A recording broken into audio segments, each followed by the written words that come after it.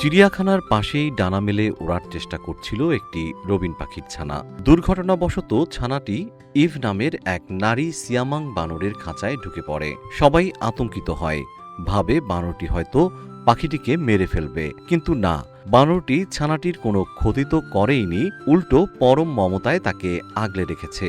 চিড়িয়াখানার কর্মী মেগান জানান, ভিন্ন প্রজাতির প্রাণীদের মধ্যে এমন আচরণ বিরল। পাখিটিকে দেখে এক সন্তানের মা ইভের মাতৃত্ববোধ জেগে ওঠে। সে নিজের সন্তানের মতো পাখিটিকে বুকের দুধ খাওয়ানোরও চেষ্টা করে।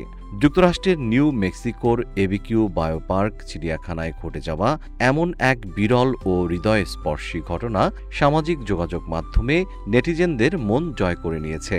ভিডিওটি সামাজিক মাধ্যমে ভাইরাল হলেও এটি এআই দ্বারা তৈরি কিনা তা স্বতন্ত্রভাবে যাচাই করা সম্ভব হয়নি।